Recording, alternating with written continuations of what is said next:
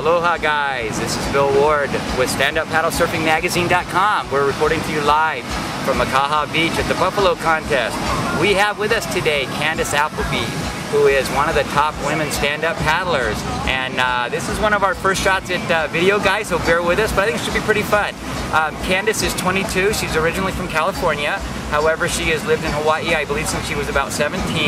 And we're going to kind of turn it over to her and let her tell us a little bit about herself, her surfing background, and what got you started. When did you start surfing, Candice?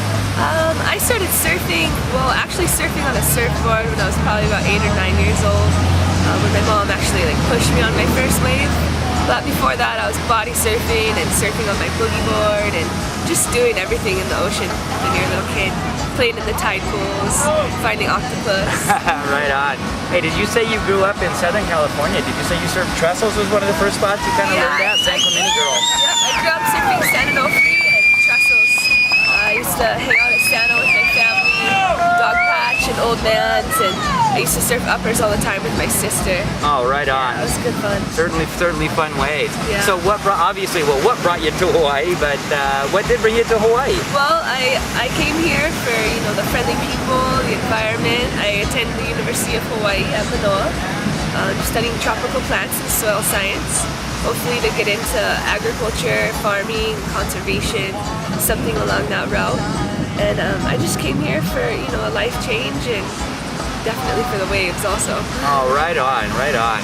So did you start off when you came over here, was longboarding one of, once you sort of learned to surf and got going, was longboarding what you sort of originally grabbed onto before stand-up paddling? Oh yeah, I grew up longboarding all the time, San Onofre, and then when I got to about junior high and my longboarding style became a little bit more progressive, I started shortboarding more, because shortboarding became more popular and it became more competitive. So I started doing that because I wanted to be a more well-rounded surfer, and then throughout high school I would compete in longboarding and shortboarding for the San Clemente High School surf team.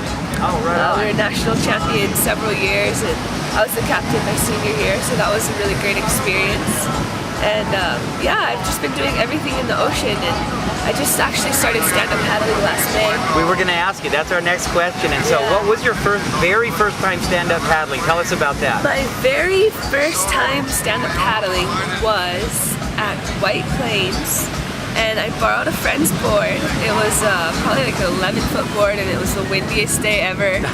And I say it doesn't really count. Okay, little tippy, a little tough to do on that day, I would imagine. Yeah, but it was really fun. I was hanging out at Makaha and watching everybody, learning from Uncle Mel and all the Kealanas, and just watching everybody, just kind of soaking it up until I actually got a hold of a board and a paddle. So I was kind of watching and learning for a long time, and then over the summer I acquired a paddle, and I would just kind of hustle the Beach Boys every morning when the boss man wasn't around, borrow the big board. So I kind of owe those Beach Boys, because if it weren't for them, taking a little bit of a risk, I wouldn't have had the opportunity to practice all the time. Wow, but that's pretty amazing. Getting your start and getting some the tutelage from the guys who actually originated stand-up paddling. That's pretty amazing. So here's a question I know our viewers are probably going to want to know. How much time did you have to spend practicing in flat water before you were able to go out and catch waves?